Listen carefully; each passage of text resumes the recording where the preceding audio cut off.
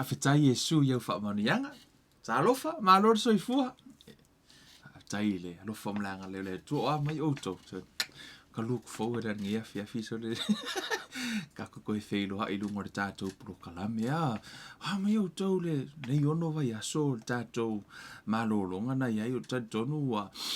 Te le sau le ngatou te restore oe i le tūlanga fo i te lo fe au mga aluenga na tau whianga iai o te lo fo i sa whapea fo i ona whianga i o tau ma le lungala lo le soifuanga o te lo ala fo i le i malo lo le ti Apollo ia ilana la fo i mission no le sau e ngoi fasim fa umati o tātou tangata ia ai le i mawhai ona tu e se ai le pui pui ngā malu o tātou tapa au sili. Amen. Te loa mai outou, mai outou le alofa mlanga le to fata alofa tia te outou malava lo fa peona ko mingi mai lunga le tātou lau pepa nei. E mil to amatali o le tātou pulo kalame i le suafa manumalo Yesu Keriso le tuo Abraham o Isaako ma Yakopo le tuo Israelu ia o Yesu Keriso lo tātou wali i mo lo tātou whahola o te whaata alofa tuai le suafa manumalo Keriso ia te outou malava o tina matama matutua o au na le tua so se fata faita ulanga ia mafaritua ia ale ngata fo ilea ia o uso tua whafine ia ale ngata ileo le whanau o lo whapeona mafuta mai tutono mo ta malawa o ainga ta itasi o lo whapeona mafuta mai te whaatalo whati a te outou e le suafa manumalo Yesu Keriso ia tatonu le fo o tātou toi a mata fo e tātou ia tātou tatanoanga i lunga tātou pro kalame nei tātou te wha moe lava i le nganga o le tua. Ia tai mai e le tātou pro kalame nei o se ola, ia o se malosi o se poto, ma se ata mai i se tangata o mea lava e mai lo tātou o tua. Amen. La ufa ia se talo e wha peona a matai le tātou pro kalame nei a fiafi e le ia luloa lava ia se nisi o tātou pro kalame o umona wha tia ma wha ngā solonga. Ia e aona tātou o mua i le tua e matu le tātou vi inga marwhaftai le tua tātou to e audia mane fiafi. Amen. Hallelujah. Let's pray.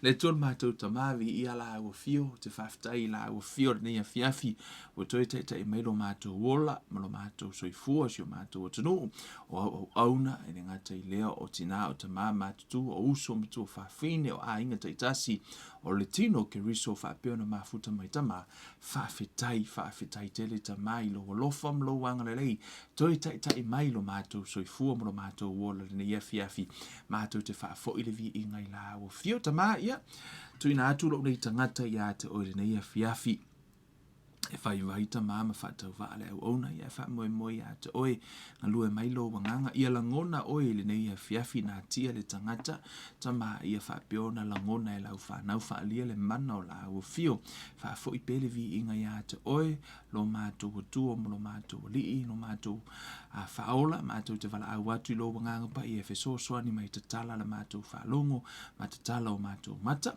suafo o Yesu wole ma wala au atu ai nei Amen, amen. Hallelujah. Amen, guys. Yeah, le botoi matalia tātou prokalame fatalo fati ate o to umalava ile. Mei foi vanga la fiafi o te loa. Mo foi na mori la whawhetai au nā lea tua, to tele nisi au nā lea tua, o lo whapera mafuta marunga tātou prokalame, o lo whaatino ina foi a lātou prokalame. I ala le upu fola lea tua i lungo le i lungo le afo o le Facebook ia po lungo fo le YouTube moni atu lo whawhetai malo ia te o tau whawhetai molo tō walo lofa o ile tino o Keriso e le ngata fo i lea o le atua i wala i fo ina whaavano ina o tau teime whai au tau sa ili linga tu spa ia mo tau whaaso ai le ola o le ase poto ma se ata mai se whaalinga o watu e le atua ia te o tau whaasoa ia lofa le atua toe whaatumu atu lau tau utu ia wafo i e le tau tua ina olo na whina ngalo o le tino Keriso le tātou ngaluenga e whai whaatasi reisi se nā te iloa mea uma ai whaafetai mo moni atu alo whaanga ma le whaafetai e le polokalame nei alo nei tangata whaatau waa ke venu luiva ia autou sunga mauto o ona le atu alo whaapeona whaatino ina autou polokalame i lunga o le Facebook ia whaafetai na ota nofo la fo i le nei a ono vai aso ia mo ka awhi aku i ngae sa ili whaalumanga atu ina ia te outou ia, mo whaamalusi anga whaaleanganga, ia le mole toi le whaafetai loutou alolofa i le atua, ia malautou pito la au, ia o tino keriso, ia foi ua, fai foi e se vaenga alo nei tangata whaatau waa, ia e ala i se polo kalame, ia wa foi le sosoani tu foi le tino keriso, hey man, malo lava, tari tonu olo whaapiono whaanga solo a tātou polo kalame. I leo to a mata tātou proklame tātou Bible Study, ia mōre sira fia foi, ia mapu foi le tūlanga o le tātou sanga, mtu ina atu foi o tau, ia le ngata foi leo nisi o tau sa au mai o tau tātou sanga, le ngata i totono a hinga, ia o nisi foi o mai o le tino, ia o le tatalo lava i le atua, ma le wha atua, ia o te meo tatalo e whai e le wha atua e malolo hai mai, ia o tūlanga umana foi, ia e vai le au auna ma wha tau waa, ia o se tūlanga au auna i mo o tau, ia o le mea sili lea, ia mo se hawa noa au auna i le atua, e ala le asu atu o se puvai, ia mo loutou soifua, mo loutou ola wha leanganga, i le nei a fiafi. Amen. E nisi o vaenga o whapiona mana tuna tuai e toi, tata noa i foi, a me se foi le toi, va ai foi, i le whaangaso longo tātou wa onga, poani vaenga tāua. Vaenga tāua i lo tātou wola ma soifua. Ia, e tele nisi o vaenga o whaapeo, ona, tala ina fo i nisi o auso vi ia le atua, la taupito la au, ia, au na le atua, la unga ina fo i, fo i le vi inga i le atua i vaenga uma. Au o mafufau, e nisi o vaenga e se le tāua i le, i lo, ia te oe mau, ai vaina i le soifuanga, e ei le me tāua i le siu manga. E ei le me tāua i le ekalesia, e ei le me tāua i le ainga. Ai ei fo i le me tāua i ate oi, o le me pito i sirin tāua i ate oi. O le telo teimi, o tātou va aile le lei o le afoi. O le ekalesia, o tātou va aile le lei o se whaala potopotonga, ai ngalo i ate i tātou na tātou va aile vaenga i le lei i tātou. A tātou va aile tuspa ia, o Yesu. E simpo amata upo Yesu, yo ofo i le apostolo. O mata upo umara te fala e te faitau wai, you can read your Bible. E afu no me te tonu le tala tu faituain. O onga umara va Yesu mala apostolo. It's all about self-discipline. E o afu o mata upo umai fatatau i le ola discipline. Afu no le mea. Ia le alfa more discipline, ngai keilo. O le ola o ina, e afo, o le me e a o ina i oi. E mawhai ona e malama i le, i me tutupu le lumanai, e mawhai ona e malama i mena, it's good, o me le lei, e mawhai ona e malama le tusia whaalinga, maisi mena, ai le lei ilo wolanga. E le o se me afo ino le mea, e tupu ilo wala whaaleanganga. It's just a knowledge for you to know. E iai la lona malusi anga, e pe iei ona a fo ilele o mta ufa penai mawhai, ona wha malusia oi, it's like a hope. But a faith comes by hearing, o le faith la, o le teimi nei. O le ala o me whai le teimi nei. Wa o le tele o nisi o teimi, la tātou tala noa i mata upo le lumanai, i ma nisi mea, ai ngalo i le teimi nei. Amen. Wa foi, o le mea te lu i le teimi nei, e manui ai le lumanai. O le ala tātou fio soi ka kalangoa lumangai. E misi a ko po le ala mea whaid gaming ei. Inga ia sekir gaming ei. Amen. Hallelujah. A sekir gaming ei. O seki fo lumana. E iai lau mea whai le teimi le nei. O le a, tanga tue whai, tue wha sa orwhinga lau tala. O lau mea whai le teimi le nei. E a fia ai le lumanai. O lau mea whai le teimi nei, e a fia elo rumanai. O mana tua ina le teimi sa whapeo no usolia ili tu la fono i nei New Zealand. Sa whapeo mo a mo ili tiker kamaro ka vale. Tu sa e mo alo tiker ta vale, wa usolia tu la fono. Ai ina ua outo e tau mawhai apalai nisi o vaenga fo ilele ia mo hau lava ia sisi o me fora kakara kau whai. Ai whai le credit check fo ilele. Tu so leo koe maua o makua inga ia uka mai la fo la usala le nei mua. Tu so wa a fia ia whaamaunianga o au le lumanai. Ono o le tike lenga maua ka avale lenga maua le. Tu so le mea te whai nei. E a fia elo lumanai. You know, nisi fo yo nisi fo yo afo o le auso yo isa moa fa longo tunga o la to ye le sa fa peona ave woloka le sori tu la fono yo pole lava ma fu anga pole ngoi ya po lava ni mia wa umala o la ke ai ku o la ma ngalo mai le fa pui pui ai o mer terminei ele o ma fai ona malanga mai Ese wala to misia le fa manuianga ole afo o tu o sa moa e malanga isia tunu ono wala to wa soli tu la fono sa fai e pe fa pe na fo ila le soi fuanga e ta ua o le taimi nei malau me fai le taimi nei ona yeilo na afianga le lumana o le afo ila wanga sala ke anga sala le gaming ya ele fa mawalalo e afia ilo lumana Amen. O le fiafila nei, na e ala no vatua se atana, na ono o toi tala noa atu i le tā ua o le mei le teimire nei. Now, mutato soifuanga, mutato wola. O mafau o le me pito i siriana tā ua. Ai longa o iloa e le toa tele o Kerusiano. I don't know pe ilo le toa tele o Kerusiano. E iai me lua e le mawhai ona e ave esea, pe mawhai ona e tu ese ina. O le whaatua ma le tautinonga. O mene e lua, e le mawhai ona e separatinga. You cannot separate faith from confession. These two, goes together. E beso masana. E o whaatasi ale mea ta o le whaatua ma le tautinonga o le upo tautalai. Amen. E o whaatasi e le mawhai ona e ave esea le lua lea. Pe mawhai ona e vavai e se le lua lea, wa tātou tala noa le whaatuatua, wa tātou tala noa. Momoto i tāua, ona fo i tāua le whaatuatua. Ai o le whaatuatua la, e le mawhai ona e ave e sea mai le mea ta o le tautinonga po le upu e te tautalai, mai lo whaatuatuanga. Mea nafi matala tuspa ia tali tonu i lo loto, whaatuatua i lo loto, tautino i lo ngutu. Asea, e o whaatasi le lua lea. E tali tonu le loto, tautino le ngutu. Ona le mawhai, ona e tu ese ina le lua lea. Le mawhai. O le fiafina nei, o le lau tala noa i le tā ua o au upu. O upu o oi. O uma tātou tala noa le tā ua le upu o le atua. Amen. O le upu o le atua e ese le tā ua. Tā ua le upu o le atua lo tātou wola mo le tātou soifu. O le fiafina nei, ma le tātou serious le la whanga solo. O le lau tala noa i le tā ua o au upu. O upu e tautalai o e tautalai Kevin. Amen. Wa upu e te tautala e ese le tāua. Amen. Ona, e mafua no whai atu e afoi. E tāua upu. Le la tātou woe, whai le whaavai ono le tātou serious leu whaanga solo.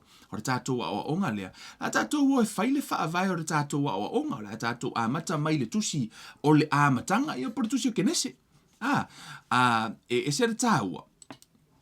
O lo wiloa ia, mo lo sira fia fo yo. O vaenga o le fionga pa i ale atua, o sau peni, ma sau api, mata tātou sius, o le tāua o au upu. Ai se ale mea leina tāua o upu. Ai pe moni fo, pe sao fo. Ile, tātou ue vali, mai le amatanga o le tātou mata upu. Ile amatanga, fo mai, ma whaia e le atua le langi ma le lalo langi le amatanga, sa so ona nunumi le lalo langi ma ua ngao. Sa ufiti o fo ile moana ile pouliuli, na whengawe fo ile anganga o le atua ile whangatai. Whamena le whai upa tolu. Ua whetalai mai ile atua ia malama ona malama i lea. Amen. Ile amatanga, fo mai sa so ono numi. Leise malama na pouliuli. Whamena ia, ua whetalai ia ile atua. Whamena tala, whamena whetalai ile atua, ia malama. Ona malama i lea.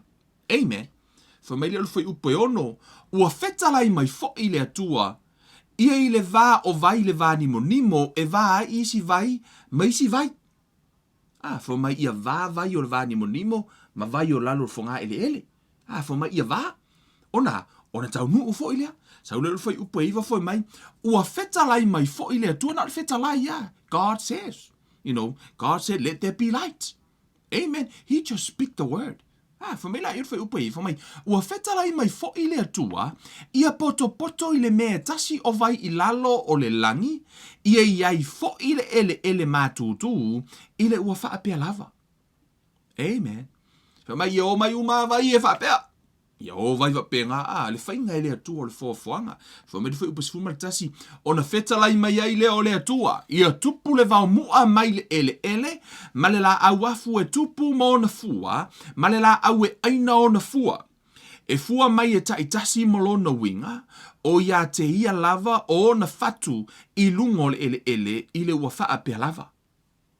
Amen. Feta lai fo I le atua I la au. Amen. Ine ia tupu mai e fua mai feta lai le atua. Ia kupu mai se kukama. Ia oso mer kukama. Mau kengi o la au umalava na feta lai le atua o fepunga o mai la ia. Amen. O la au umalava, ma mea umalava, na feta lai ia I le atua. Amen. Fa mer fa upus fuma le fa, ua feta lai mai fo I le atua. Ia I le vani monimo o le langi o mea o le malama ai. E ilonga ai le ao ma le po. Ia fai foi ma fai longa matau maso matau sanga. Amen. O leo tātou I loa, o le whetalainga foi ele atua, na maa fuoina I ele mea ta o le asunga fua, so lua, skofis falei. O le ta milonga o le oso le la, maua ile si aso, o le masina maua ile, le masina o le tausanga. Ia ma ta milonga le nei, na whetalai le atua, ona iai umala ia. Amen. E o mar gaming ei, o la lava e kau, vivesi la usa kisi lako Big Bang Theory, ma tu langa Revolution, ma tu langa fu I la tu tau mawhai e wha matala. Ono fo I o le lalo langi le tatu te iai, I su enga, fo mai o lai matua I, fo ino le mea, matua I prefet le pe matua I tala fea ngailo na tu langa la iai, fo mai, singa mai mea I lo langi le siku, ma kwa I Malo I le isa. Me I fo lau langi le siku. Fa mai e mu le la. Lona winga. Matala o lai matua I prefet le mea la yele le la foi. Ia le. Ese le. La ka mai o le tua. Ele I fa pia la se Big Bang Theory. No, na feta lai e le tua. Amen. Hallelujah. God is so amazing, eh? Fa upo lus ful for mai. Wa feta lai mai fo I le tua. Ia tele ona tutupu mai le sami o mea ola. E feto lofi. Ia lele fo I le manu lele I lunga o le lau ele I le vani monimo o le langi. Fetalai ia I le atua. Feu pulua fa. Ua fetalai mai fo I le atua, ia tutupu me ola mai le lau ele. E taitasi malono winga o manu vai fa fanua, ma mea fetolofi, ma manu vai fa o le vao, e taitasi malono winga. Le ua fa pea lava. Amen. Hallelujah. O le tatu te vai atua, o le fetalai ia le atua. Ile mai lava ile foi upule mar fainga o le fofoanga. Tu so le atua, e fa atua le atua a tau tala ona tupu lea. Amen. Tu so o le atua, ona o o le atua le fa atua, ele iai se meo se tau se malama, ile I to tonu o le atua. O la iai le mea tau le fa atua. O le fa atua le na o le atua, a tau tala e tupu. Fa mai le atua ia malama, ia onga ki nganga le fioso mai le la, enga onga feta lai o le atua I malama. Man, he has no choice. Malama mai lo. Na ona feta lai o to le atua I malama lo. O mea o malava la, na feta lai le atua, pe na fausia e le atua, le lalo langi le nei tatu te nofo ai, na fausia e le atua I lea, I lo na fa atua, ma le upu na ia feta lai ai. O le whainga le nana whai e le atua. God framed this world or created this world by the word. By his word. Na ona whetalai ia. Whetalai ia o le atua. O le whainga nana whai e le atua. Amen.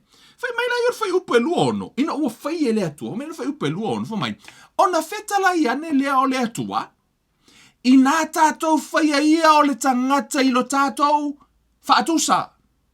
E pei o ia, whaatusa I le atua. Wha mai, I nā tātou whaia ia o le tangata I lo tātou whaatusa, ia fōlinga ia I tātou, ia pule fo I lātou I o le sami, ma manu felelei, ma manu vai wha, ma le lau ele uma. A toa ma mea fetolofi uma, e fetolofi I le ele. Ona whaia le atua o le tangata I lona whaatusa, o le whaatusa o le atua na ia whaia ai o ia, na whaia e ia o I la ua o le tane marfafine. Ua whaamanuia fo i le atua ia te ila ua, ma ua whetala i atu le atua ia te ila ua, ia whanawia, ma ia uluola, ma ia tumua i le lalolangi, ia whaato i lalo i ai, ma ia pule i ole sami, ma manu whelelei a toa ma mea ola uma, e whetolo file ele ele. Amen. A ole mea pito i sili no umana o whaama mawhai i, whamele tala le tuspa ia, whamele tala le tua, tātou whaia le tangata i lo tātou whaatusa, le whaatusa o le atua. Lo na winga, na whaia le atua le tangata i lo na whaatusa, a whai na whaatua le atua matau tala o na iai lea, o na tupu lea, lo na winga, e iai le nā tura pe iai fo i le vaenga whaapea, na whaiai oe le atua, e te whaatuatua, ma e tau tala. Amen. Le atato o inisio la fiongo pa ia le atua, tato o le tusia. Some of the openings I want you to show you, to tono le tusia Efeso. Ephesians, amen, Efeso. O lona mata upu mua, mata upu e lima. Whamere whai upu mua mua. Whamere whai upu mua mua. O le nei, ia wha o tau i le atua, wha pei o le whanau pele. I le wha peritania, whai mai, therefore be imitators of God. E tātou te imitatinga le atua. Whaafewhena tātou imitatinga le atua. Whaafewhena tātou whaataitai. Faith and speak. Whaatuatua ma tautala. Ele ngata e whaatuatua le loto. Ai tautala fo ile mutu. E tautino. Pe tautala iai. Amen. Whamena tala tuspa ia. Na whaia i tātou le whaatuso le atua. His image and likeness. So God, o le atua, e whaatuatua i lona loto. Ma tautala, ia pena ia fausia le lalolangi ana upu. Na fausia la le atua le lalolangi le nei tātou te i la foi. I lana whetalainga po lana upu. O na whaia le atua oe maa ui lona whaatusa. Fo mena le tala tuspa ia. Fo mai ole nei ia whaa o tau i le atua wha pei o le whanau pele. Tātou te whaataitai i le atua lea. Ea, e whaatuatua ma tautala. O le atua na ia whaia le lalolangi le nei i lana upu. O oi, e te fausia lau si o manga e au upu. E te fausia lau ainga e lau upu. E te fausia lau whanau i le upu. E te fausia foi le alavale. Se mea o lau tino. O le ola ma le oti. Whamele tusi al whata oto o lai le pule le lau whaiva. Te whiua su si meo le tino. Mai lava le ule kau lalo kumkumu ai. E ke mau ele meta o le ola. Tasi ale me te mau ai. Whamai o le ola mai le oti. O lai le pule. A le lau whaiva. Pauanga. E te le mau si mea le hafo. Le pule. E te mau ele a. Lau whaiva. E ese la le tāua. I don't know pe i loa le to a tele o tangata. Le tāua o upu la tau te tau talai. Pele lei, pele anga, e ai fua o e ai fua o afo. Ka kaua tu se fata oto. Amen. Mera tala tu spa i o tātou wha o i le atua wha pei o le whanau pele. Imitate God. As dear children. A whai o oio se ata li o le atua. O lona winga, e te tau ona e wha ataita i le atua. Ea, e le ngata ina wha atua i lona loto a feta lai ona iai lea. O le mea nata o le taritonu. Ma, whetalai o na iailea o le nāturua na o le atua. Whai lola ia e le atua, Kevin. Whai e le atua oi. Na whai e le atua i lona whaatusa. O lona winga, e whaape nā fo i tātou. Tātou tea, wha o i le atua. E pei o le whanau o le atua, a whai o sa tari o le atua. Lona winga, ta tau ona e taritonu i lo loto, ma e tau tala lai lo ngutu ia polo fafonga foi. E wha leo le mea lai lo loto. Amen. I to tono le tusia le, whata oto.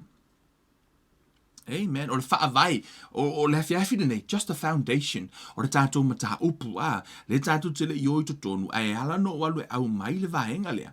Ian kako karkalangoa, fu e inisio o vaenga o tātou mata upu ala ua, te leso malamlama anga. Amen. Whamere whata oto se fulma le valu. Whai upu e lua se fulu male, whai upu luatas, whai mai. O le fua o le ngutu, o le tangata e ma ona ailo na manawa. e mā ona oia I mea e tupu mai ona laungutu. O le oti ma le ola, o loo I le pule a le laulau whaiwa ia, o e mana na o iai lātou te ai I lona fua. Amen. Lona winga, whai mene tala tuspa ia, o afoi, o laungutu, o fua lava o laungutu, e te toe ai lava. A whaina e tautala I le ola, lona winga, e te ai le ola. A whaina e tautala I le mālaia, e te ai le mālaia. E sea, ona na whaia oe le atua I lona whaatusa, a e tautala, e topu. O le melea, e ala ai o le toa tele o nisi, lātou te leiloa, le tāua upu lātou te tautatala ai. Tele upu wo ta lafo e nisi a lātou whanau, tele ni upu a lātou toto, whamai nisi, ai ke makua I whongei e avanga. You know, kere kai ke makua I whongei, you know, e whaapea. Wa tautatala le, wa tautala I le oti. You know, this is, you know, always happening. O te iloa na te iloa le melea. Masani no whalongo. Whapea tala nisi o mātua I lana whanau. I ko kiki whongi, ai se pa umumuku pe a ko kiki whongi. Ko kiki ngai a vanga ele I a. I ai se nga oi pe a makua ngai alai whaile pepe. Le la fo le kama kiki fo le lai. Me ai se nga oi pe a makua. E na te le ia o ina la. Ai ina umatua ta mai titi vai kunga wanga oi. Wa vanga. Ona saula ia whai mai. Shh. O kere ia o inga o inga mea. O kere ia o inga o e ke ngoi. O kere ia o inga o e ke havanga o e lai kiki. O kere ia o inga o e. Sao. E te le ia o ina. Aina e tango lafo le upu ma e toto le upu. Nā laua fua mai. E le aila e te le ia o ina. Sa e toto ina. E te le ia o ina le tamatiti ina ia havanga pe ngoi. Aina e tango toto le fatu o lai titi. O la lau tupu manita mai titi, o na whamarita le tuspa ia, whamai o le fia I ona I afo, e te ai fua o laungutu. E te either death or life. O le ola po le oti. O le la fia nei, te mana o ia te oe vali atu, ono le tasi leo vahenga, e ese lea a fia te lea I o tātou, o te leo look down I I tangata Samoa, pa o le lau tano ono Samoa, lau tano ai, e ese la fia o tātou Samoa. Mo meo upu e ta lafo e tātou mātua I a tātou whanau, ma lo tātou leiloa, le tāua I o le upu lea. Ona fo I na whaatusa, na whaia oi le whaatusa o le atua. Right? Na whaia oi le whaatusa o le atua, a e tau talala, pele lei pele anga, e tau no. E tau no. Mea na whamaritala tuspa ia o le ua fia o la omi ia pui lo na lau whaiva. Asea, ona a e pui lau whaiva, e manuia lau manai. Ai a whai e te le pui, e malaia lau manai, mea na whamai ai, a e fia o la omi la, pui lau whaiva. Tau tala I le ola le teimi nei. Tau tala I le ola le teimi nei. Amen. Whamaritala tuspa ia, o le ola ma le oti, lai le pule le laulau whaiva. Lai e le pule le laulau whaiva. Veo no whaiatu, e ese le tāhua o le vaenga lea I lo tātou soifuanga. E lo upa tuspa ia, whamai, o le manongi o le ola e o tuai le ola. Amen. O le manongi o le oti, e o tuai le oti. O whea sau e le manongi lea. O whea sau le manongi o le ola. Wai whanongolongo mea ka o le manongi o le ola. E leo se whangu wha mangongi. O le manongi fo o le oti le I. E leo kalango o le mangongi o le kangaka fo I le se I tulo le tangata ua oti po ua pala lona tino. E leo tala noa I le manongi na.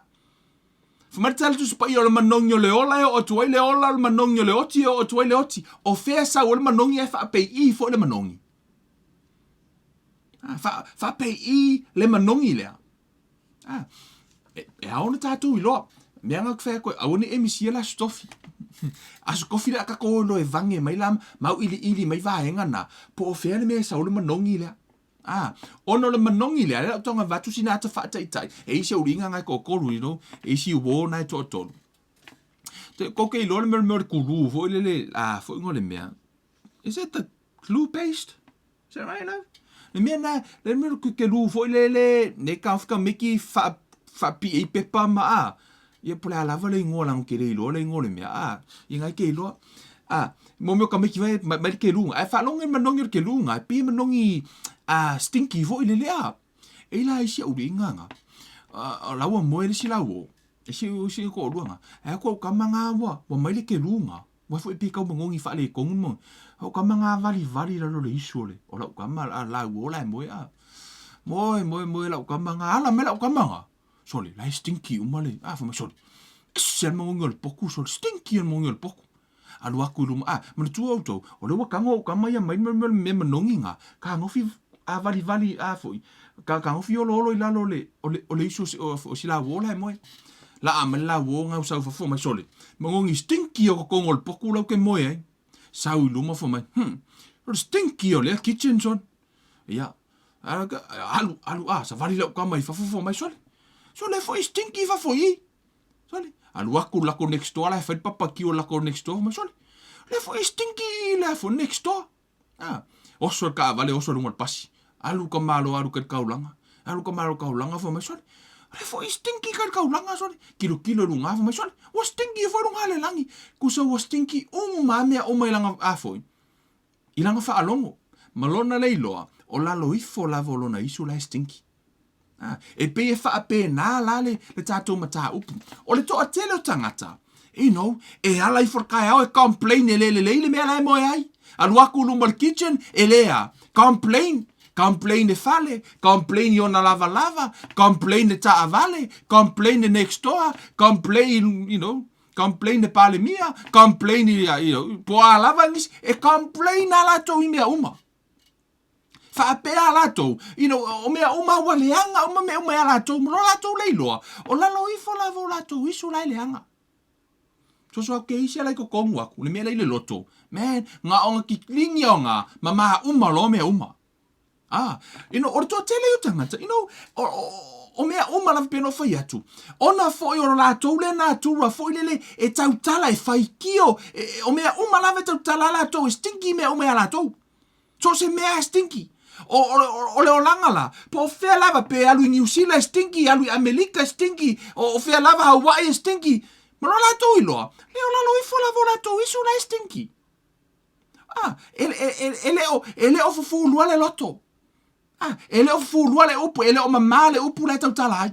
Fo mai la ia, e te ai fo ila iai. Mea nai ala iona e latu stinky o. Langa e tele I tango e fufuru mua, lalo ifo lo isu. Le mea nai sui le upu e te tau tala ai. Amen. Ie ngana sui ya le upu e kaukala ai e vai. Keimi la vai afu su ele upo tau tala ia va ai la ile ola le ngai ia ki lo la amai pe sau se ka vale vo ile la ai fo po sa wo por ko next door se aluanger ka vale ko next door va ai kunga kusa la va pe silia ko ile ka vale pe manga ia la ka vale ko next door si halu vai mai manga ia la ka vale so o ka se manga I illa manga ia la ka vale se alu si lunga la ko next door Alwe aveni upu foi lele, awe ki fa mika, ai alwe aveni upu foi lele mai lo loto. E si e lunga, ai awe ke la ko fa mai, e siri mama o e ala ke ro e siri e la ka valera, ke manga o e ke siri. Vai. Faz falei. Amen. Hallelujah. So, o tu langa la le termine. O le tango fi foi lele, piano fa yatu. O le tele o temi. E stinky uma mea uma. Ona o lea. O la loifo la vo tatou. Fo matatu spa yo le ola ma le oti laifea. Lai la loifo. O lono wingo le manongi o le ola laifea. E sau le ngutu. O le manongi o le oti o fea sau ai. E sau fo I laile. I le ngutu. It's the same vessel. Lono winga. E mawhai ona e tautala. Ia o kere o kalangoa la ngongi leanga o afofofongo I la kou fo I ele marama merka e au sau loa. Le anga I o la forfarka ele ai sau anga I fo le anunga ruenga. Kere o kalangoa la ele o ko nga mangongi langa o pe si dia ku vale ko. Nei o le o tala noa. O le manongi o le oti po o upo le oti le tau tala mai ai. Wa vai stangata e mai ai waku le si foi mai ke loari. Ele ko e fo ilo mai se de lei. Tu so lau tau tala I le oti. O lau tau tala I le oti. Malona le iloa, o lana upu le o fai atu, woti ai o. Ala woki le nganga wole o wha malusia le nganga. Amen.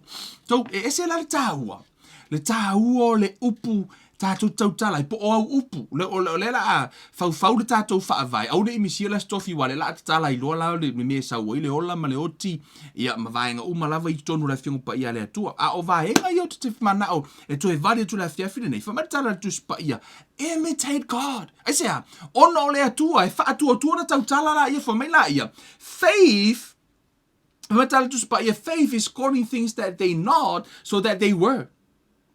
For me o le whaatua o le vala aua leo mea e leo iai, ina ia iai. Lona winga, e leo iai se mea tau o se afoi, o se malolonga po la lava e mai, o le whaatua, o lona vala aua leo le wha malolonga, e ui lava e leo va aia e mata. That's faith. Faith is the substance of things hoped for, is the evidence of things not seen. E leo va aia, a lai whaatua iai, that's faith. Ai o le whaatua la ma le tautinonga, mea nafi ma tala tuspa ia, tali tono I lau loto, tautino I lau mutu e o whaatasi. You cannot separate faith from confession.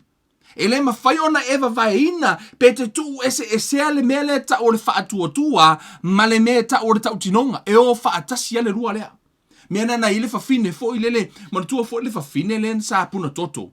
Le na alu pa I tu pari o ofo Yesu. For maritala tu spa ia, for she said. Sa tu se le ngata ina afo, ina tari tonu, ana tautino fo ilo ngutu, e for mai lana tautino, for mai. A o pa I lava ilo nei tu pa o lona off. Ona o malo lola ia. E le ngata ina whaatua tua, sa vari, a la fo ina tautala ile ngutu. Mea fo na whamatala tu spa ia, talia Yesu a ve mari whaor, for mai, tali tonu I lo loto e te ami o tonu ai, tautino I lo ngutu e o mai ai le ola. E tali tonu lo loto, e mawhaina e tali tonu. Faith is good, one for whaatua tua tupu I lo loto. Fea lava ni me ke whaakukua, it's good. Ai e le tautala, le ima se me tupu. Mea na whamatala tu spa ia e te talo, le se me ka osunga fungo whaapea, No, tautala le upu, tautala le fafonga. Ona ya, e o whaatasi le meta o le whaatua, ma le upu e tautala hai. Amen. E taua la le upu, e ave e tātou mātua I whanau.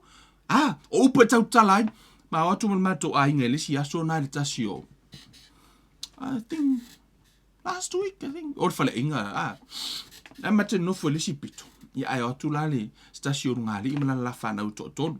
Atu la nofo mai le si pito la ai fo I le lea. O ta maiti whato I think, fitu, mo lesi, po se meo le hiva, fitu, e la haite ta maiti, tole. La wana nofo mātua lau ai, tole, mo lau whaalongo akunga, le rap mai lau ngiinga. O le meo te whaanoa no ai, o upu e tau te tala I le whanau. Ai lei ma se mea ta mamati na o whai e o ai. Ngā le whaliu mea lai, ma pie maa lie fo I lele. Fo I lele tau te tala o ta miti I upu whaasau sili, ia male te iloa tātou, na matua, te iloa teimi fo I lele murmur ta maititi. Te leo iono wa ai mene I tangata. Murmur ta maititi fo I lele pei a fia whaali, ka mai kiki mai, oh, so cute, okay, you're so cute. Gusa a pei fia whaali, I merka mai kiki mai, oh, ka se cute, ranga fia whaali. Kango la encourage le mea nga, sfuru 5 tausanga, ele koi cute. Yoi, mea na la iona fo mai o le tama o lai titi amatua, ele to e te a ise hai. E o le te a lai titi. Fia yo isi mātua o you know, o te lei lopa o fea sa o le filosofia lea. O le fia yo tangata o la tō whanau I mo me upuleanga. I don't know. O te iloa e mai mariti a Apollo. Malo la tō iloa, wo la tō whaaleanga hina le luma na yo ia whanau. Let's go back to our topic. Matala tu spa ia, imitate God has dear children. No inga, whaatai ta I lea tua. Pe yo whanau pele. O lei. Suela utusi lei. Lua Korinito. Amen. Hallelujah. Peno fai atu ele mawhai ona e tu ese sea le me ta o le whaatua ma ta utinonga. Faith and confession ele mawhai ona e tu ese ina le lua lea. So itono le lua korinito, o lona mataha upu e wha. Tato o tu se va ai ngā Paulo. Lua korinito o lona mataha upu e wha. Fa mai le tala Paulo le whai upu e sfuma tonu.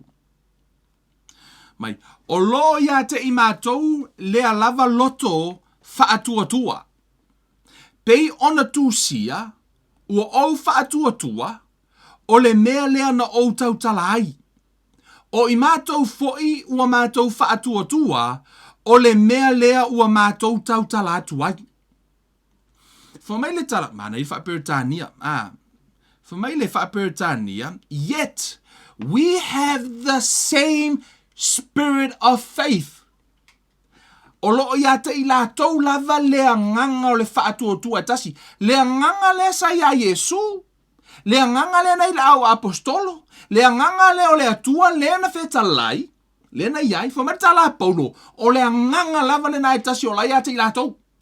Whamela ia. Mātou te tali tonu. Mātou te tautala. We have faith. Yet we have the same spirit of faith as he had who wrote, I have believed, and therefore have I spoken. We too believe, and therefore we speak. No winga. O le nganga lava le tasi o lansa ya Paulo, sa le nganga le tasi le na ya Keriso, le sa ya Tavita, le ya Mose, le nganga o le tua, le nganga, the same spirit of faith. Le sa ya Mose, le foi sa ya Paulo foi mai. We believe, therefore we speak. Pena foi. The same spirit. Ele sui a le anganga. Le anganga foi na lilingi lungole. Le amatanga o le kalesia le aso le para for Pentecoso. O le anganga la vana tasi na wa etalia Yesu. O nai to tonu ya te oi. The same spirit. Le anganga le na i fatu ina mai Yesu mana e woti. The same spirit live inside of you. Some of you look at me, Kevin. You mean the same spirit? Yes. Same spirit. Le nganga tasi, the same spirit. Nai no foi tonu ya te autou. O le nganga lava le na, le sa ile atua. Ile amatanga, le na tari tono na feta lai o na ia ilea.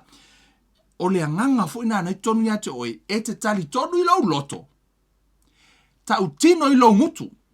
O na ho o mai ile o le ola. Notice, e tali tonu lo loto e te ami o tonu ai.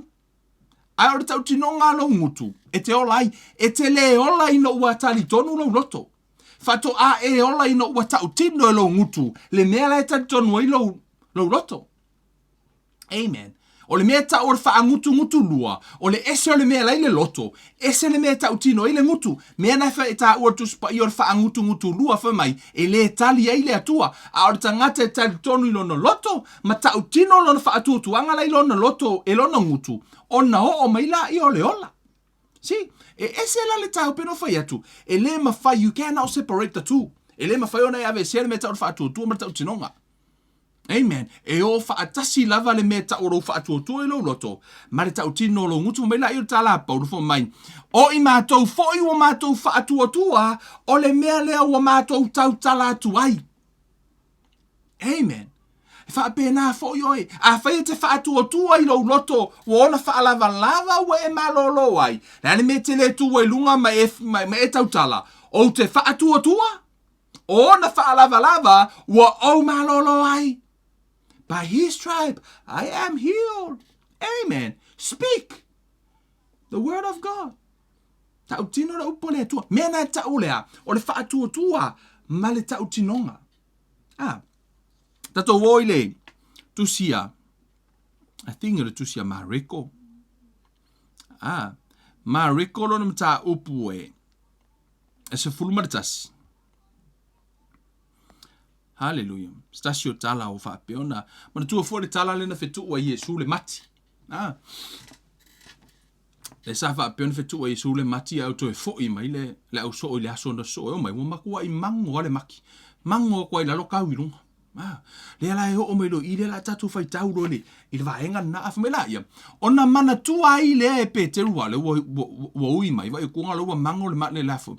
Le mati le na tu I Yesu po le na fe tu o Yesu fa me la ia.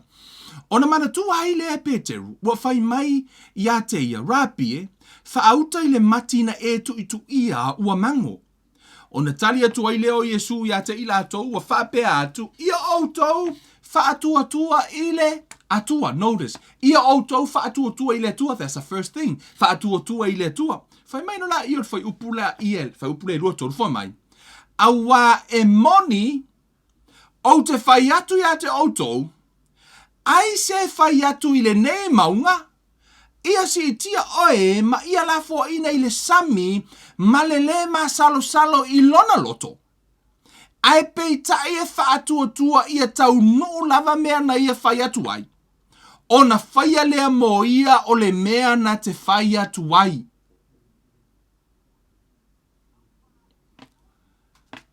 Oi, o le imitate Yesu le atua. He imitate God. He speak to the fig tree.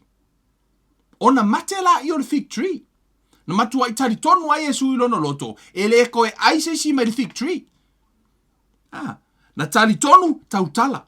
E le I whaapeanga manga o lufu mai tala Yesu. Whai mai o te whaia mea uma e whai mai ai lo tama. Lona winga na whai I ai le atua e wheku o le fig tree. A tātou whai tautala tu spaya matala Yesu o te whaia mea na whai mai ai lo tama. Lona winga ai na whai ai le atua e curse le fig tree. O se awa onga le mo I tātou a whamatala Yesu. Whai mai awa e moni o te whai atu ia te auto. I say anybody. To se si lava. La ve ai oi, la ve ai mau, la ve ai mau so se si lava. E la ve kon fai upulea. Whai mai awa e moni o te whai atu ia te auto.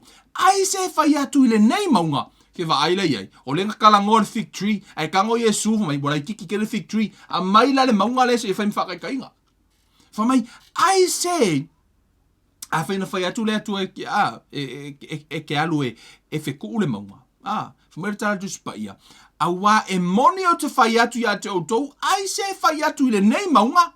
Ele o le atua na whai le maunga. O ai whai le maunga. Lai wha mai tala Yesu, o I say anybody, lona wing, o le tangata.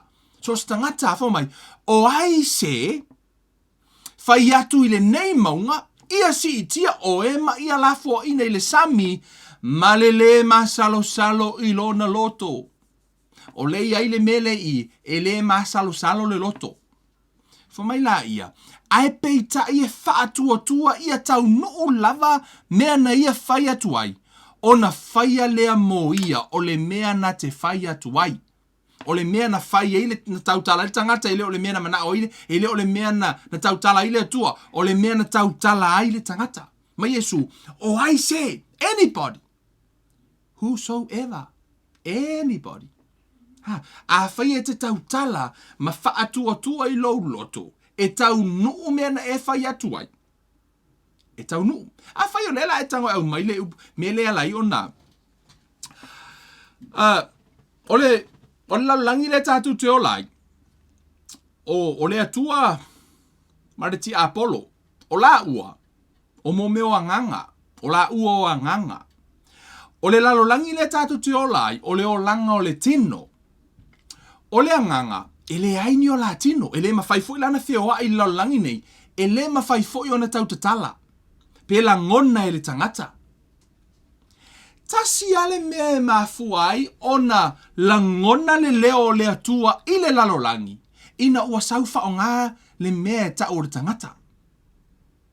E tasi foi le mea mafuai ona langona le leo le ti Apollo I le lalolangi. Ina ua saufa o ngā le tangata. Le na saufa o ngā Peteru. Lai tutonu Yesu, lai lai tala no Yesu ma lau so, lai tala no iai I le teimi o le alu e maliu, ai whamai Peteru, Yesu, e le kopu le mea na ia te oi. Mele kala Yesu, satani, sau yo tua. E le mawhai e le ti Apollo, ngofo arki Apollo kaukala. Se I longa lava iai se ngutu o se tangata, e afo, e sau ti Apollo e whaonga. Whapena fo ile atua. E le mawhai fo ile atua na tala noa laulangi. E le la ngona le tangata ile tino. Pe ale ai le mea ta o le whailaunga. Pe iei le au na le atua e tau talaina le upo le atua. E tā ua la, le iai o lea. O ila, le whamaritala tu spaia. Pe mawhai e ona puna mai o le vaia. O ona ma le vai maa ngalo ilea. Ile sose e tasi. Ile tupu anga e tasi. A whai o le sami. O la fo, a fai o se vai fo le vai puna. E le mawhainga punga mai lea. Le vai sami ma le vai ona ma le vai mangalo. E le mawhai. Mena la tano tu pa ia lona winga.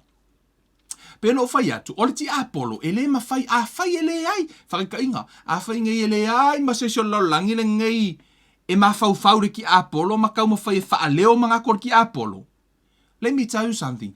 E le ai ma se mea ki Apollo e ma fai na fai e laulangi. Nothing. Lei ma se mer ki Apollo ma whainga whai kongo lo langi ngi. Pe a whai sau ki Apollo. Lei ma se whale o longa mangaku. Nga ole ngofo a ka kouma. Kausi re kala ko inga fore. Ala fore. Kala whawhawhingi fore. Nga le kausi al sipi fore. Kausi mare sipi fore. Nga ngofo me. Po le ale fia manao ti Apollo e whai se whaari sona manatu. A le tau tala tangata. E le wha leo ana manatu na ti Apollo. E umai whase fongo. E le mawhai ana wha leo na manatu ti Apollo. Whato a mawhai ana wha leo na manatu ti Apollo. Pe a fili le tangata ea. E wha longo i le leo na. Ma tau tala loa. Mea na ela i ona tātou sava vali le anganga. Pe whanau tātou. A tātou nofo nei tonu. Po le hale te lo me whai.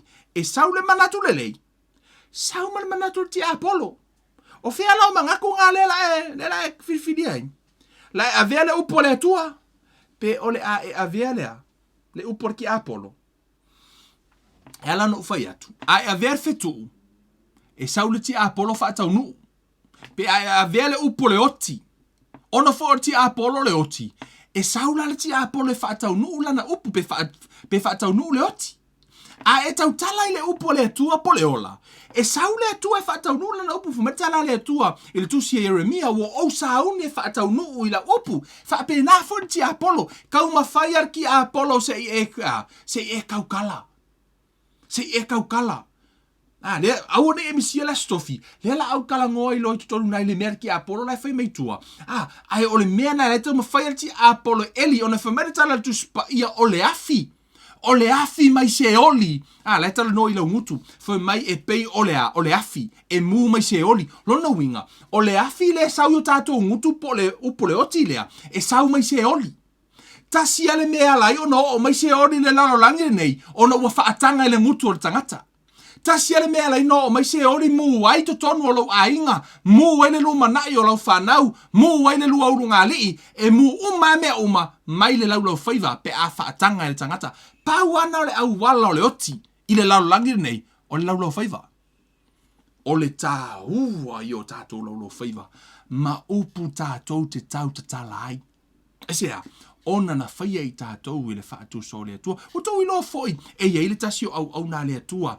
Le na le talanoa i la stofi. Le safa peo o na alu e whetu ule nu o Israel. Le na awina i foi le atua make o koule ingoa la weka ua kuona ingoa. Le na luwa ele angelu ma le pelu o le afasioti. Alana alu o kou lole ingoa. Pala amo. Le na luwa e. Mana tua auto, o le na alu e whetu ule nu o le atua. O le atua. Le tau mawhai le atua ta hofi pala amo. Mea nganga inga sau le afo. Le angelu ka hofi, so le whangua ma ka hofi. Nga sau e ta hofi lea. Apia foi pala amo. Ona a whai e tau tala pala amo. O le taimi lawe tau tala i pe whetu e foi pala amo. Saule ti Apollo whatau nuu le upu. O le tā ua. Mea na lai ona mātua. Au a kako ke wheku. Ua a kako whangau. Au a ke whai mai e valea. Au a ke whai mai e le kālengia. Au a le kālengia o ia. Si mea la a whai e fuau kārai ka maiki. Si ilunga tātou whanau, avele upo le atua, for you can do all things through Christ who's strengthening you. Tau tala i le ola. Se avele ola i whanau. Avele ola i whanau. E leo se mangui o Kevin, mangui o oe malo a inga. O mangui o oe malo a inga. Tau tala I lau whanau, ave I aile upu ole ola. Whamai ole ola ma le oti, o laile pule le lau lau whaiva. A e tau tala e manuia, whamai le tala a paulo, ua au tari tonu I lau loto. O le mea leo te tau tala ai, a e tari tonu I lau loto, a e tau tala e manuia lau whanau. Yes, it happened. E tau tala e manuia. Amen. Tau tala e manuia. Asia, tari tonu I lau loto. Ia me e tau tino I lau mutu. O na ho o mai eila I ole ola. O le whaavai leo o fatua le afiafi le nei. O le a tātou tala noa.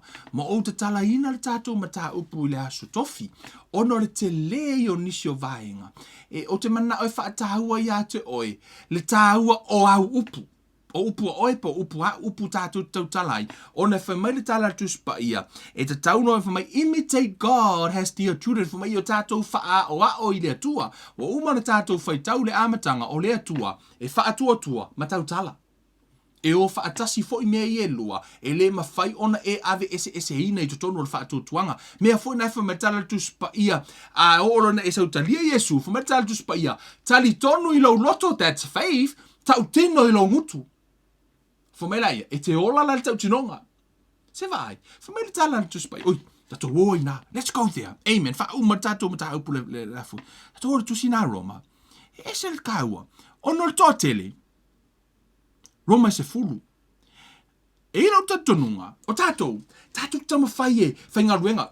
Here's a funny thing. Kako kama whai. Kama whai o ki whainga ruenga maa losi ia makua. Ke le sau saving.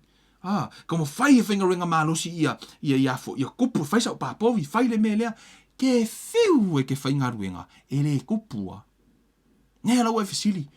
The more you work hard, the more fui le ke vai kuala, e le ima se mea pea ai e, A whai, ai mese lava la tangata fo I lele o lae a fui no le mea, e tau tala e ngaki e le ma whaia. Whamai e, wato o tero tangata whamai, o le mele I ngei so le ngari ko koa kua, manga hoi. Ko koa kua manga hoi e kangaka. Ko koa kua manga hoi e kangaka. Mele ingin mako maumanga ko koa kua susu. Ko koa kua susu kalo susu. O kai mi oma, wa fai kio susu kei lol me tupu. Pauanga le me ke maua. Asea, ono lawa e tali tonu e susu au kalo. O le mea fui leanga e ko koa inga au kalo susu e ke maua. Onga fui o lawa e tau talai. From Kevin, listening out from Kevin, ele working a mea, ele osa upo le tua. Mai e sua, tai tonu lo loto tau tino lo ngutu le maunga si I maru o e kupu. Ai kan kongu lo loko e kola u kalo su. Awalang e fa pe sa we mapo. E sa fo e su. Right? Ai kan kongu ele umi e fenga nga ai kuli o e mukingo ai kupu. Asia, o le mea we tai tonu ai mo e tau tino fo e tupu. Wa fia ni mea wa e tonu mai, ma e whai mai, si, ho whai yaku voi ake o koe kupu mea lea. Sao, ma fuanga kupu, o nga whainga wa e whai mai e kupu. Wa o to telo nisi, e fi ngau, so lau kari kongu wa whai, o mea le kupu, nga o nga kupu a, whai mai, wala ia, ngo whaku lea ia o koe, o mea le kupu. Uma rengo whaki ake o koe kupu mea lea, ai koke le whaalongo a. Sao, ma fuanga kupu, ele onga o la o se, Wa e ke aka mai. Lei mafuanga kupu. Leanga na e tau tala ai. Mea na wala ina tupu. Ia. Mea ngā lenga suka o kalo. Ai whai. Mena tala tu spai. Tatu whai tawhara whai upeo. Whai mai. Whai mai. Mana i whai mai. A ole ami o tonu e maua I le whaatua tua. Ua whaapea ona whai mai. Aua le whaapea I fo I lou loto. O ai se alua ai le langi. O lono winga ina ia a ami a ke riso. Ia maliu ifo. Pe whaapea, o ai se alu ifo I le mea loloto, o lona winga ona ia a ami ake riso I, afo, ia maliwa e na ye uoti. A olea ua whai mai ai, ua lata ia te oile upu, o I lou mutu ma lou loto, o le upu leo le whaatua tua, afo, o le upule al whaatua tua, o mātou o tāla I atuai. A whai e te tautino I lo ngutu I le ali o Yesu Keriso, ma talitonu I lo loto, ua toi whaatuina mai o ia e le atua na ye uoti, e whaaola ina ai oe. A wā o le loto e talitonu wai, e o mai ai le ami o tonu. A o le ngutu e tautino ai, E o mai ai le ola. Amen. O tātou whai tauru whai upo e ono mare, mare whai upo e fitu. Whai mai. A kongo ke ufa apese si whamai. Awani uto whai mai alu se sino ngā lange au mai e su au mai wha ora kanga. That's why la wha winga na whai upo na. Kusa hei kanga ka whai le whapea. Se ilonga e sau Yesu. Ku yo rumam whai mai Yesu. Kevin o oe ua e wha ola inga. Wa wha maa ngalo au wanga sala. Whai mai oi se alu nunga lange au mai Yesu e whaile mea ngā. O ai foi se alu se melo loko e koe au mai a. Tu sai, o la tau mawhai apostolo e tau au mai se ata foi lele. O le tau mawhai o tangate a lato ngā duenga ina ia mawhai o na ola ai. Ai whamari kala kuspa ia. Ole ola. O ngai lalo i whale isu. Right under the nose. Ole ha. Lai lau no whaiwa. Winga na tala paulo. Whamai oi alu nunga le lange a mai ke riso il whaolokanga. Oi foi alu le melo loko. O le whaolokanga ngai lalo i wha. Nei o tātou lau whaiwa. Awatang. Ngai mau e meta ole ola. Oi, e kau nei senga ruenga ke whaia. Ole i. O mea o malam. O le ola, i le amatanga, o lo ola whaaleanganga, na e whanau whaaleanganga i le mea na tari tonu ai lau loto. Ma tau tino ai lau ngutu. That's how we born again. O le mea, o le awala le nāno tātou whanau fōwina ai. O le awala fo i le nā tātou te ola ai pe awa umana tātou whanau. It's the same way. A whaina tari tonu i lo loto ma e tau tino i lo ngutu ma e ola ai. O le awala fo i le nā te ola ai i lo olanga atoa. Lo olanga ke rusiano atoa. O le awala le nā. Tari tonu, tau tino. Tari tonu, tau tino. You know. Tau tino le upo le atua. You know, the Bible says we walk by faith. Not by sight. Not by feelings. Tātou te leo savali ni whaalongonga. Le tātou te savali lea, le whaatua. Ku sape ki ngā mai kua. Awa le fefe. Aia. Matala tu spa ia, ona whaalava. Ua malolo. Speak life. Amen. O le aso tofi la. Awana e misia tātou mta upula stofi ono la fiafide nei wana o se whaavai. The Bible says, imitate God as dear children. Lona winga. O mana tātou wore tua le tusi e ke nese. Nā lo wha peona tala noa mai ai ma tātou wa ai. Wha mai wa feta lai lea tua mai a fausia le lalo langi i lana upu. Wha pe nā fo i la oe mau. Tātou te fausia lo tātou si o manga i a tātou upu. I a tātou lau whaiva. O le mea mua le a apa le atua sui. O le tangata. O le a. O lana tau tinonga, e mua. Le teimina e whanau whawina i na mua tango le atua sui le upa tau tala ai. Whamei tari tonu i lau loto, sui lo malau tau tinonga, tau tino i lau ngutu, e o mai le ola. O le awala fo i le nā tātou te ola ai, pe tātou te sāwawari ei whaaleanganga. O lea, tari tonu i o tātou loto i le upu le atua, ma tau tino i o tātou ngutu. O na ho o mai ei le ola. Amen. O le whaavaere nā o le tātou mata upu po le tātou polo kalame. O lo tau vali nei. O le tātou wa. O le pule o afoi po le malo si anga. Ia mba le pule ma le mana. O lo o iau tātou lava upu po. Tātou lo whaiva le upu. Oe ma le upu au. Le alala tātou wo ai. I le aso tofi a wane emisi le tātou polo kalame. O le a tātou wo i loa si. Au mai se vaenga pito. Sili o na tāua. I le upu le tātou talai. Ma o i foi o le a e loa ai. Le tele o mea nai tutupu i lo so i fuamalo wola. E le ono o le si o manga ma le o langa. Ni hai, o mea na whaatanga e oi. O upu ia mai le tala notus pa ia o le afi mai se oli, o le afi mai kena. Fo mai la ia le tala notus e Jakopo a. O inala, o le afi le na, tasi lava lona fai to e o mai le o langa le nei e mua i lo tātou o langa nei ma mua i le o langa o tangata. E mai lona lau faiva. A kongo la wa e ola le teimi nei, a ngai ke ola ngi mea o ngai mu. Le la tātou tatanoai, ma whaale leia o ma mea nā. Amen, mea tā ua lava. Tātou salamoi, tātou upu. Whaale au ngāni upu na tātou lafo ia tātou whanau. Ma tātou tatalo i lea tua i ne ma whai ona whamangalo i tātou. Amen, thank God it's never too late. Amen. You can repent right now. E mawhai ona e whaamawalalo. Le taimi lava nei, tatalo i lea tua e whaale au ngā umani upu na e lafo i lau whanau. Mani upu na e lafo i lungo o afo. Ngā lo whai mai e, ngā o ai kahalafu, ngā o whaalave lave. Ngā o whaalave a whea ngai malo o langa o ngā lave ke kaukala i whaalave lave. Yeah. So o le mea na, se sui a tātou confession, sui whaatua ma tau tino. Amen. Tātou talo i le atua mea tāua, tātou whaamaola lalo i le atua. Let's pray. Le atua le mātou tamā, vi ia la ua fio le nei a fiafi, mātou noa i lau upu ma mātou whailoa, le mana o ua fionga e mise, le upu mātou talai ona na e whaia i mātou i lou whaatusa. E te whaatua ona e whetalai lea ona iai lea, na e whaia fo i le tangata e pei o oi, e le ngata ina ia whaatua i lona loto tau tino i lona ngutu e o oi a te ia le ola.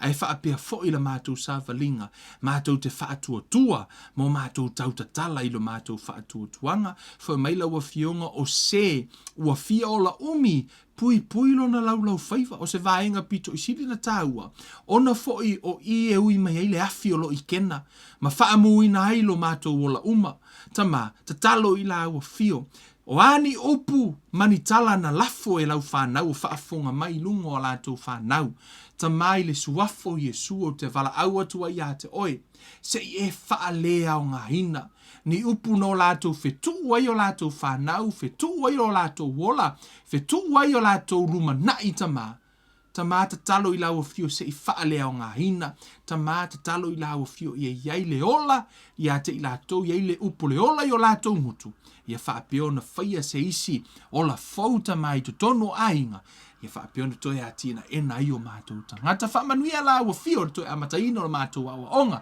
Nei vai aso ma le anga i atu, i le alofa ma le anga le lei o la ua fio whaafitai la upu nei a fiafi, ono le suafo o Yesu Keriso wa ole ma wala aua tuai nei. Amene ma amene.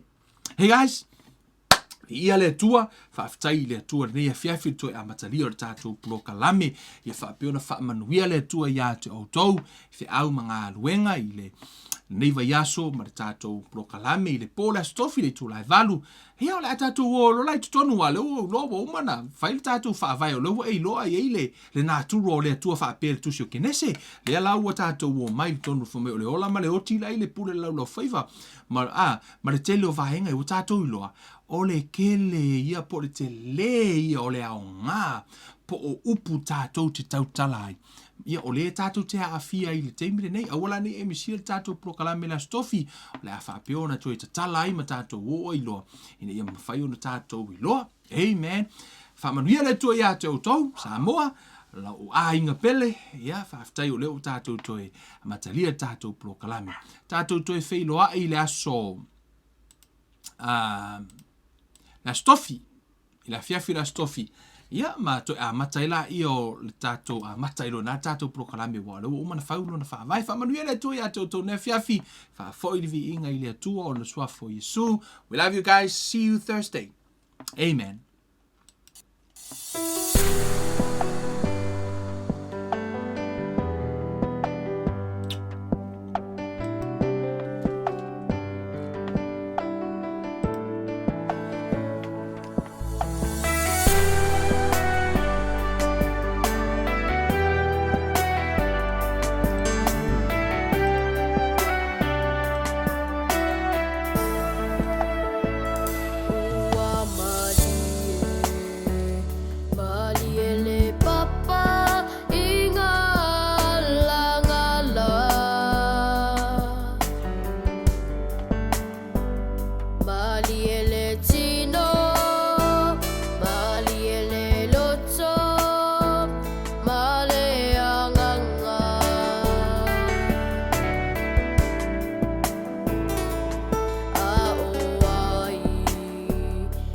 Fire